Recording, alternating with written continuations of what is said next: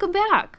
Hey, Caitlin. Yeah, we're back for another episode. It seems like I it's been forever. has it? I think it Well, was no, just like a week it's ago. been like a week. Yeah, I mean it's always a week. So Yeah. unless Zach screws something up, but he's been really good and he's cranking these things out. So I don't think it's we're Zach's in. fault any longer if things go wrong. No, Let's I just be don't think clear so about either. that. He's got that machine rolling. Um, so We're before we here get too today. far off, yeah. Yeah. Oh, are you going to tell what we're I was talking gonna about do today? it. All I right, was you gonna go do for it. it. We've got an Italian espresso martini, but more importantly, we're also understanding the nuances of B2B and B2C marketing, Yes, which is namely, still something that I'm working on. yep, namely what the B's are and what the C is. The two is just an abbreviation for TO. It's just a number two. Yeah. Um, I was like, yeah, normally I know what B's and C's are, but I don't think it's those B's and C's. So, yeah, B2B, business to business, B2C, business to consumers. correct. So like you and me buying stuff for ourselves at our houses, and then I'm a B2B C. is buying, Yes. yes, you're a C, and then we're also a B when we buy things for our business. But like we can do toilet paper B2B or B2C because our Yeah. business needs toilet paper. I don't know why I That's chose so that true. one, Yeah. except that I think you guys have a lot of it now because I think it double ordered. Um, Whoops.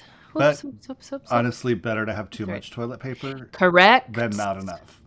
Do you know that this is my first tangent for the episode? In COVID, Terrified.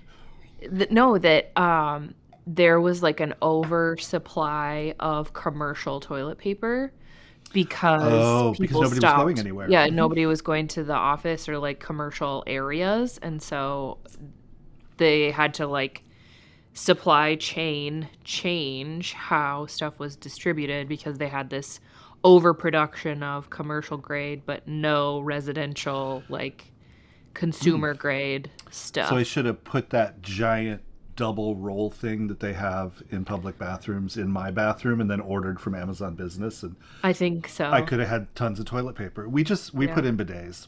We got the bio bidet, um, Yeah. and it's actually kind of nice. Like that's when I stay at the Warrior Hotel in Sioux City, they have bidets in every room. Theirs are fancy I though. Like they got programming and like I there's all don't kinds of things you can do with that. I don't know. I don't think I like that idea. I think I would get used to it, but I think that idea is still tough for I me. do.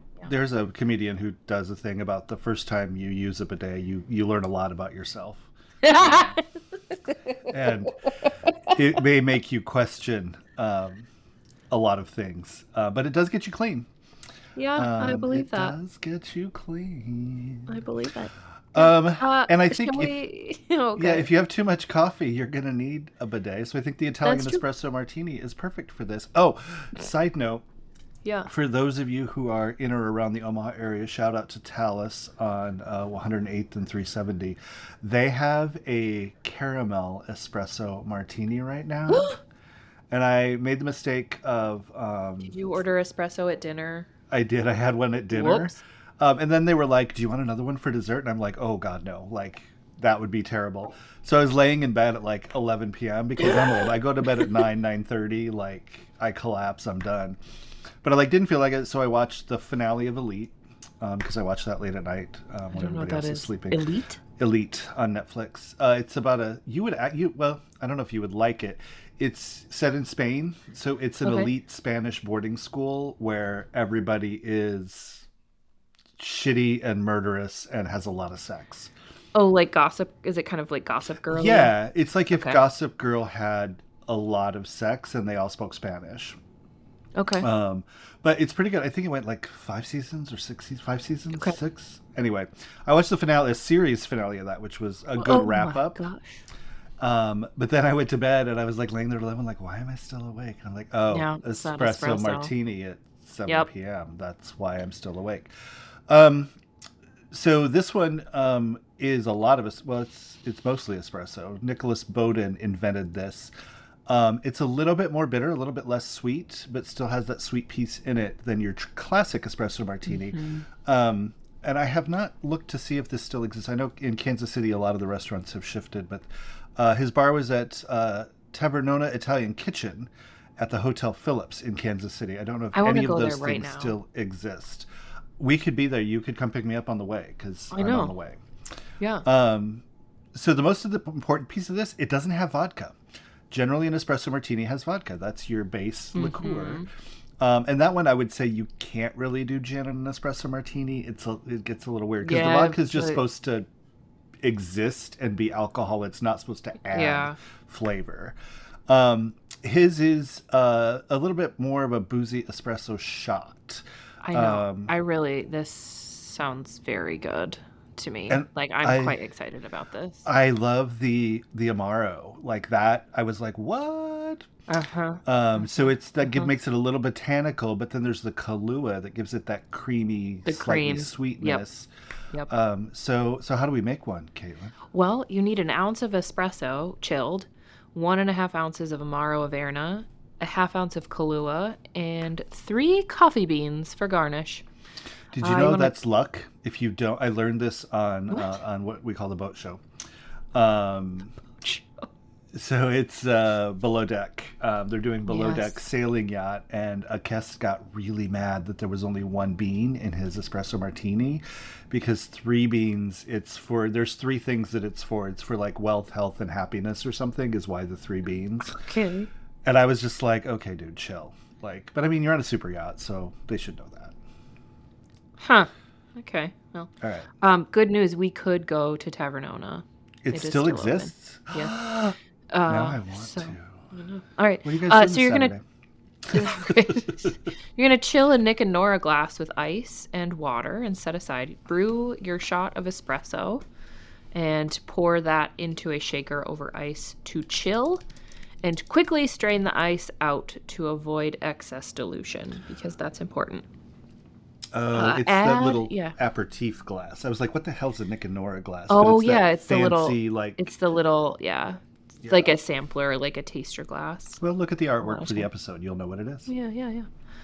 I didn't realize that people didn't know what Nick and Nora glasses. People being you. Sorry. I mean, I've obviously seen them, and I have had drinks out of them. I actually had a drink out of one this weekend in DC, but didn't know that's what they were called. What it was called.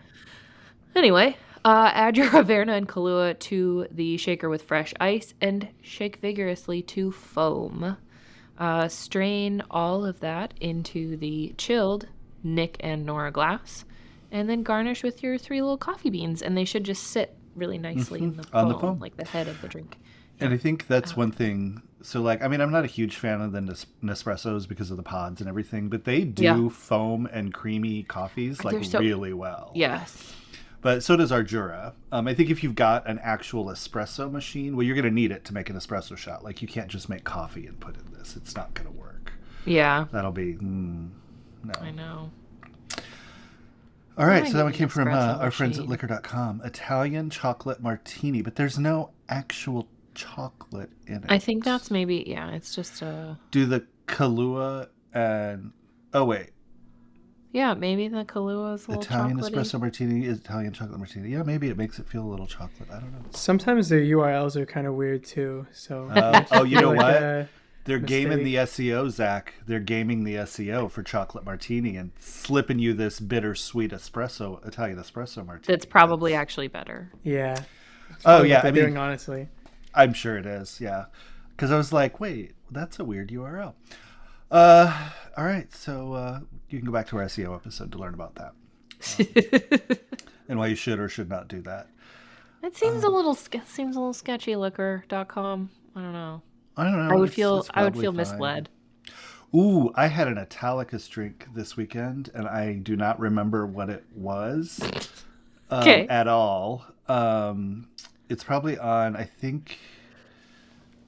No, I didn't pay for that one, so I don't have the receipt. I'd have to ask Brian what it was. But it was this place called Red Hen. They're Michelin Guide listed, not starred, but they're listed. Why have I heard of that? It's real good, like crazy good. And they end up they open at 5:30, and if you get there at 5:30, you can sit on the bar.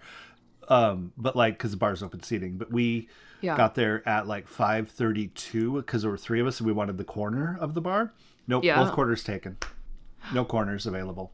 So we had to sit in a line. But around 6:30 or so, they have, not only do they have all the reservations, the whole restaurant's full every single night, but they start doing a backup list for the bar for walk-ins. And if you're a group of 3, they will not let you take 2 seats and then wait for somebody on either side. They will put a group of 2 in there, and they will wait for like generally 2 groups of 2, if that's what they have, or a group of 3 to be checking out. And then you'll get in there. It was so good. We went twice because I was like, we could go again. And yeah, I had a pork milanese last night. Yum. Basically a giant pork fritter, but it was good. So good. That's it's a pork tenderloin for those of you in Iowa. Yeah. So, yeah, it's just bread and pork. Coastal elite. Oh, I think they did like a stick of butter in their breadcrumbs, though, because those breadcrumbs on the outside were the best I've ever had in my life, but they wouldn't tell me why. Yeah, it was, oh man, now I'm thinking of that. I'm getting hungry because I didn't eat lunch. Oops. All right, well, we should probably take a break and come back. Let's do that. B2B, B2C. Dream about some pork tenderloin and B2B, B2C. BRB.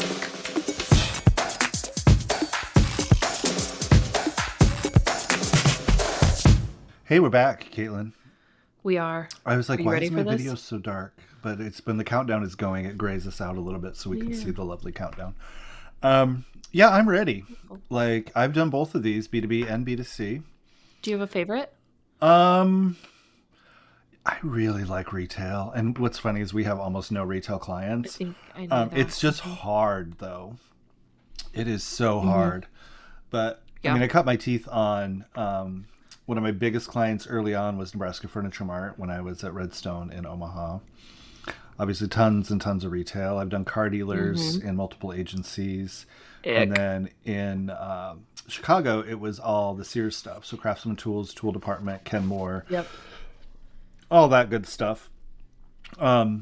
Which was, the part of Sears that was working, which is great. The, towels and linens and ladies' dresses were tanking left and right. But Y&R had those. We didn't have those. So we had all the hard goods.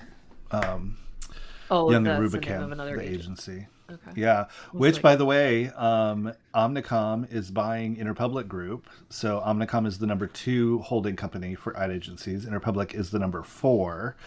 And they are buying them, and they will become the number 1 and eclipse WPP if it all goes through. And I can't wait to see the pissing matches between things like Coke and Pepsi and all these conflicts that are going to arise, and they're going to be like... But we'll see. That news came out yesterday, I think, and I was like, holy shit, this is crazy. M&A just does not make sense to me at all. It's how they grow. There's a small holding company, I can't remember, it's like starts with an M. It's 3 letters. It's not MRR. That's monthly recurring revenue, but it could be. I mean, it could be like, just tell people what you want. I want monthly recurring revenue in my holding company. Yeah. But there's a smaller one, and they look for agencies that are sort of that small to mid-size, and they put more of those together. And they look for specialty agencies so they can have 2 or 3 on each client. They can like introduce clients across. It's a neat business model, but they're like probably number 20 in size of agency groups. Yeah. But yeah, I used to know somebody who worked there. All right, so B2B, business to business. So organizations, institutions, companies, you're trying to sell something to a company or to a person at a company. Yes. And then B2C is just us, consumers. Here we are. And consume, we do. Yep. So that's the biggest difference, I think. I mean, the thing that people forget is that when you're doing B2B, those are our people also, and they still have habits like consumers. You do have different messages for them. But that's one of the common misconceptions is like, you're not selling to a giant company. You're selling to people at that company, and somebody has to make a decision. Other people will influence that decision. Or you're selling to multiple people at that company at one time. And I think that's one of the biggest things with consumers. It's generally one person or a couple people in a household, right? Like a joint decision on a car or something like that. Yep. At companies, like, there are people who influence that decision, who are impacted by it. There are multiple people who are going to have to decide, like, whether or not to buy that thing. So you've got to get into the right people, but also get your message to the other folks who need to see it as well. And no, that doesn't mean that you just email everybody at that company and hope that somebody responds. Like, no, Blessings. please don't do that. Yeah, so, and we do mostly B2B stuff. We have a little bit of B2C. I enjoy it. It's fun. Yeah. But it can be more difficult depending on the sector that you're in.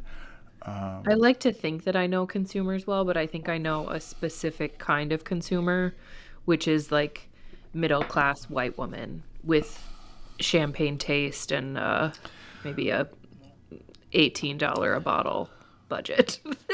Yeah. But you do know how to research audiences, though, and That's to pull so true. personas together and put your mind. I think that's the key thing for either of them. It's putting your mind in the place of someone that you're not. I don't know what I'm saying. Getting in the mindset of Empathizing, the target. sympathizing. Yeah, Yeah. getting in the mindset and kind of figuring out who they are, even if it's not you. Yeah. I've sold all kinds of things that I didn't ever like use or understand. Drills or I mean, I used some of Which is, like- those. I mean, I did use like power tools. Like I'm pretty handy and can do like Yeah. my own ceiling fan and replace a light switch and things like that. I was trying to work on I think it was Kotex because I needed packaged goods experience, which is a special kind of B2C. holy smokes. But they just didn't like the client just really didn't want a man as an account person on Kotex, and I'm like, but as an account person, like that's the least dangerous role for a man on that like tool. And Yeah. also like it's a packaged good for a consumer that has a need for it. But I don't ended up know. doing Propel, which I did drink Propel for a long time. Not so much Gatorade. And all the electrolytes. Yeah. yeah. The I 3 think vitamins. the reason that B2B frustrates me a little bit is because the sales process is much longer. It's more complex. It revolves around multiple people, and sometimes you don't always have like a full office politics picture or hierarchy. Like there's all these kind of unknown, not necessarily secret things, but it's tougher to navigate than just like a conversation with one or two people where And I think that's where you've got to really think about who the decision makers are and like who ultimately Mm-hmm. is going to make that final decision. And then you've also got like, because it's a company, right? So people join and leave companies all the time. You've got new people who come in and now they want to review everything. You've got somebody who leaves and now it gets handed off to somebody else. That happens a lot. Yeah. It's B2B is almost always a considered purchase is the term. Something that you have to think about, you research, you look into. B2C can have considered purchases like cars, washing machines, those types of things. yeah Though I feel like anymore, like I know that if our washing machine died, well, one, it's under warranty, so I would deal with that. But if I had to go like buy a new washing machine tomorrow, I would go get an LG again because we've had LGs for so long. Like interesting. that's where your brand loyalty really comes in with that B2C. B2B, there can be some brand loyalty, but less. It's really more about solving the problem and the function over, everything else. Yep. And cars for me are always an impulse purchase, which is terrible. If I go test drive a car, I'm probably leaving with it. Like, it's so awful. I should do more research, but it's like, this is fun. But loyalty also plays in there. So B2C is shorter. Comes sometimes impulsive. Heyo, that's me. Yep. It's like, those pants are cute. Bye. And so it's really about getting your product in front of the person who's going to impulse add to cart and then check out. For me, it's like exposure therapy. Like the more times you send me the blue suit with the vest and the skirt and the blade. Speaking from experience. Retargeting. Yeah. Yep. Retargeting works really well. Retargeting works in both. Generally with B2B, you're trying to build more awareness and remind them that you're there. With B2C, if you're doing it well, you're showing them that thing they looked at last and following them around the internet with it. And then my pet peeve, once they purchase it, stop following them. It is 100% possible to do. I actually just set up a workflow for a B2C client Negative for holiday. audiences. Yes. We have 6 emails going out between now and Christmas. And they pause, like they wait until the next one's going out, and then Yeah. it checks to see, did the person make a purchase after the sale started? If so, don't send them the email. You're just going to wear them out. We're going to waste an email. If no, Yep. send them the next email, move them down. You can actually get that with retargeting all the way down to the individual products. And if you use Shopify, like we've got a whole thing on that. We did an Yes. episode a while back. But there's a couple of services that Shopify ties into for retargeting, and it actually reads your entire database, every URL, all products, all pages. So you can stop when somebody has completed a purchase of a specific XYZ, yeah. product. But you can also then target an adjacent product. Like, you loved those pants, Caitlin. We're going to show you this wonderful, like, Yep. pashmina that goes with them or something. Yep. I need the purses. I bought a purse. Please stop sending me ads for purses. Oh, yeah. That was just like me putting it. If you're listening, Oh, they're always listening. that's what I mean. Just stop.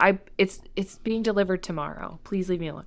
I went so far as to, I think we've talked about this, but I had to ask AI because I got so sick of searching. I was like, "What Oh, bag yeah, do you I used want? AI to go search Tell for it. tell me which bags have these features." And then I think one of the options was spit out, or it like led me to click on the thing that got me the ad for the thing that I actually want. Ugh. Yeah. Yep. Yeah, the adjacency of that stuff. And yeah, optimizing your content for AI. There's a whole other blog Right. post, episode, special TV show, after school special. I don't know. After school special. I don't think they do those anymore. No, they don't. So marketing goals, generally with B2B, you're trying to get that lead. Like, you work through the funnel though, right? So you want them to be aware of you. You want to share solutions, make sure they know there's a problem, you can solve the problem, and then ideally get that lead so that you can talk to them about how you solve the problem. B2C, we talked about awareness already, and loyalty. That's huge. Yeah. Because I'm going to come look for you. What was interesting is I just, again, was going over some retail stuff for a client. They do clothing, and got into like people who are direct traffic are spending like 2x the cart value of people who find you on Google. And Facebook was like the worst. It was the lowest. It was high volume. Huh. And he was like, why? And I'm like, because they know you and they came back for a thing, and they're not price Yep. shoppers. Yep. And so those types of things, that's loyalty. I remember your name. I type it in. I didn't have to type it in Google and click through from there, because that's not coming in as a direct link. So, yeah. And then customer acquisition and retention. That retention piece is huge for your consumer. So if you bought those pants, they want you to come look at new pants when they've got them, Caitlin. Your purse, when they feel Yep. like you might be wearing out, they need you to come back and look at more purses. Yep. But they shouldn't drown you in purses right now. That's terrible. Well, and it's like multiple different brands where they're like, "Oh, this You didn't this buy my lady." brand. Well, and it's like, yeah, I'm sure that they have so many different parameters, right? Because most of my ads come through social media, and so I'm certain that that's, somebody's like, if somebody's looked at an ad for this, show them our ad. And Oh, my other favorite thing, though, is if we're at work and we're all on the same IP address going out, and somebody searches for, like, cat socks, then everybody starts getting ads for cat socks. It's hilarious. So you do have to watch what you search for. Though Yeah. I've seen people use this for Christmas lists. I will search for the things that I want and hope that my significant other on the same internet in Oh, the same isn't that household gets fascinating? ads for those things. Mm-hmm. Smart. Okay. Did it Yup. work? I don't know. I don't do that Okay. because I don't ever want anything. So if I want something, I'll like the last thing I wanted was the MetaQuest thing, and I was like, Yeah. okay. Or I mean, that's that and Lego. Like, those are my things. Yeah. Yeah. Okay. So, value when you're marketing to each of these is completely different. So, value in B2B, Caitlin. What's value in B2B? I'm like quizzing you. I don't know. You know this. I don't know. It's like, what do I get for giving you my information, right? Like, oh yeah. Okay. And if you want, like, I don't know. I'm like, we do this all the time. You know these things. We do that, yes. Yes. Well, and I think that's become one of my biggest like awarenesses for B2B folks too, is like your form is too long. Like that's one of my first considerations where I'm like, nobody's filling this form out. It's too long. I know that you think you want this information, but you just have to stick with this lead a little bit longer for this to be worth it. So shorten your form and then let's set up an email drip. Yeah, the whole I have to grab everybody immediately and close the right here on this one form. It's like, no. Yes. You need to be able to get the conversation, like have a short form and then a drip to try to get the meeting that shares useful information with them, then move on. So that's part of that longer like lead time, right?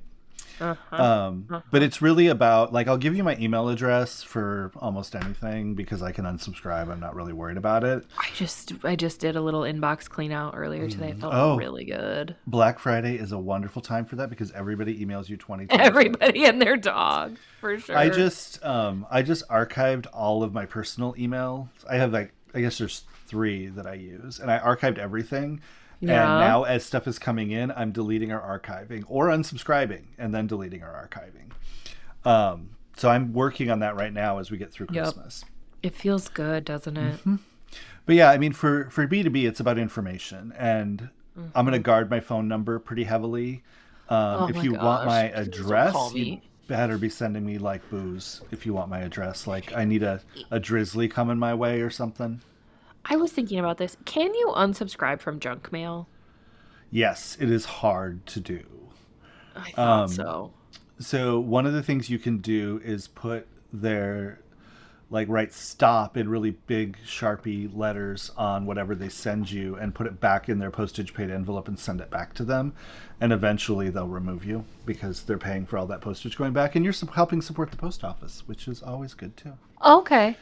I could get behind that as an idea. Mm-hmm. Yeah, I mean, I have worse ones if you want to, go do harmless crime. But that's one of the safer ones. Crime. I'm into harmless crime. Tell me about that. No, not here. If it happens, I don't want it recorded.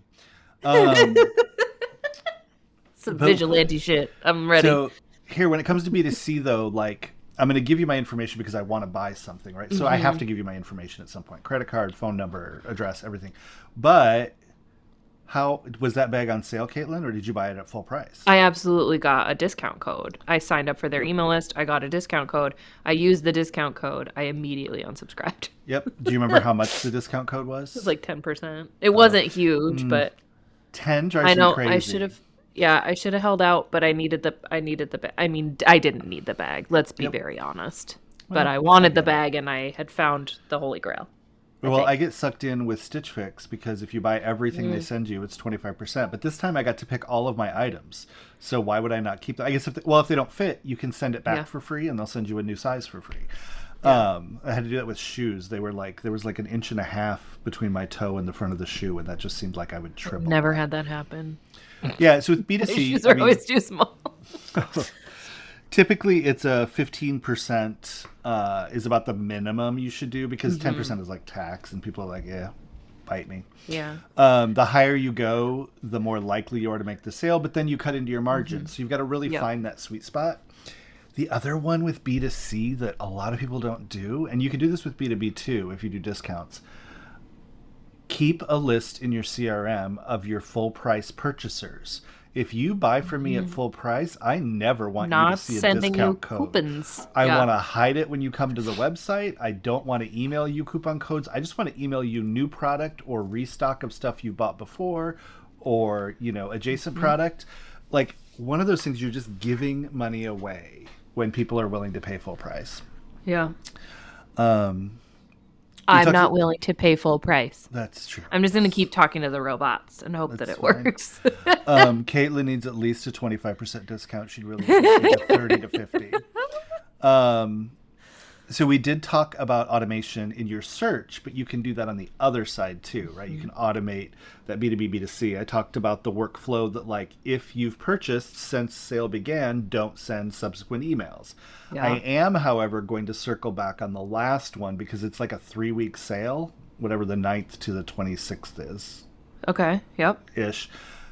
So on the final one that is on Christmas Day, I think it is. It's basically last chance, last 12 hours. So it's kind of like, even if you bought, I want everybody to get that one, but you don't need like the 4 in between. That's just dumb. Yeah. But can you over automate? I think so. I think if you're smart about it, it would be harder to do, but I think that people aren't always smart about it. You just want to like kick stuff out and be like, oh, my email program says suggested products. Throw those in there. But a little bit more thought is better. I also think, even though like I've got this 6-week or 3-week campaign, 6 emails set on autopilot, I will go in after each one runs and look and see if I need to tweak the future emails. They're all different anyway. I've adjusted them and moved things around, and like the super cheap stuff is at the top in one and it's at the bottom in another one and all that stuff. Oh, But yeah. I love a little smart content moment for you. but I do want to make sure that, like, if people are clicking more on the images, then I'm going to add more images in. If they're clicking on the few products that I put in, like as product blocks, I'm going to want to add more product blocks and back off. So, and I think that's the real issue with over automating. It's impersonal. Yes. And you can lose a lot of insight that a human just has to make. Yes. And I think it's hard to, if you have several automations in place, it's hard to adjust for or account for every potential scenario too, where like we'll start putting automations in place and then it's like, oh, but what happens if? And then you have to kind of think back through, your variety of outcomes. Yeah, and we're kind of hitting time, but I want to hit this last point about the psychological decision-making process. So you bought a purse or a bag. Is it a purse or is it just a bag? Is it like boat and ship? A boat is small and a ship is big. A purse is small and a bag is big. It's a big purse. Okay. When you buy that, it impacts you and maybe like your kid and your husband, depending on what you stock in that purse. Yeah. If I were deciding that everyone in our office organization wide has to carry this specific purse, that's a whole different set of considerations, especially since some people probably don't even want a purse. Even some of the women might want a smaller purse. Some might want a bigger one. So you've got, with B2C, you're generally it's a very small sphere that you're impacting. But with B2B, I mean, you could be impacting dozens, hundreds, thousands of people. Yeah. You could be making a purchase on behalf of your clients, customers, that will impact them, like, what customer service system do we use, etc. Or my favorite. I can't imagine a world, though, in which everyone that I work with doesn't want to be exactly like me. So. Okay. I think that you just, when we're done with this, you just go out into the office and ask. I'll just pull. Yeah, I'll just take a poll. Just take a poll. I'll That'd take be a poll. Great. You can do a poll in Slack. I might do that, actually. Yeah, my favorite one that impacts other people is the psychology of like changing project management software. That's a great one. Ugh, please don't ever make us do that again. We probably will at some point, but it's not tomorrow. Not tomorrow. Okay. But yeah, you've got to think of a whole lot more people. Ideally, I mean, like, you could also just be a jerk as a leader of a company and not think of anybody and just do whatever you want and railroad it through. But you're going to lose employees, right? Your retention is going to on your employees. And that ultimately costs you more money than it does to listen in the first place. And if you're choosing systems that customers see, your end users, and those suck and you didn't think about their needs and take them into consideration, you're going to lose customers and lose efficiency. All of the above. All right. I think that we're just do what we do and do what I do. Just Yep. do only what I do, because I am the... No, just kidding. No. So we talked about the core differences between B2B and B2C and audience, the buying process, marketing goals, and what you're trying to do with them. Talked about some of the ways they're similar, because people are in the B2B process. It's Yes. humans. And then got into a few other considerations for you. So all good stuff, and that's all in the transcript, and it's, of course, in the episode, so that's great. But yeah, that's an episode. Well, yeah. Thanks for being here. If you have a question You're welcome. about B2B, Oh, not me. You have to be here. Hey! But it was nice to chat with you, as always. I know, it's fun. If you have a question about B2B, B2C, marketing, automations, HubSpot, anything, my preferred bag that I'll be sure to report back on, you can head to ctapodcast.live to shoot us an email, or you may leave us a voice message on our hotline at 402-718-9971. Your question will make it into a future episode, and we'd love to hear from you. Yeah, and if you do follow us on the socials, we do have a Threads at Antidote_71 along with Instagram. Yes. We now have a Blue Sky, so I think I told you that, Zach. I don't think there's anything really there. I might have posted one thing. I may not have posted anything. They do not allow underscores on Blue Sky, so it's just Antidote71, all one word. Oh, okay. I could have done a dash, but then the dash underscore gets weird, so I'm like, no, let's just jam it together. Just so many things. Yeah, So and many we will be considerations. back next week to talk about jingle jangles. We can't wait. What's in a jingle, the power of audio branding. I was singing beer jingles when I was like 3, and so my mom had to get me onto like soda jingles. Like she's like, no, like sing the Coke theme, not the Hams theme. For those that remember. I don't know. Hams. Where's the fun in that, Randy?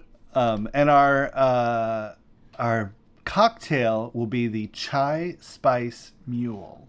I'm very excited about this. I freaking would love like chai one spice. right now. I Right think that now. Zach should have little samplers for us, which would be really hard because he's thousands of miles away. Or about 1,200 miles away, maybe? I don't know. I know DC was 1,000 and something from Omaha. Anyway. Yeah, I want that one. It sounds good. I couldn't agree more. All right. Well, we'll see you next week and talk about that. I can't wait.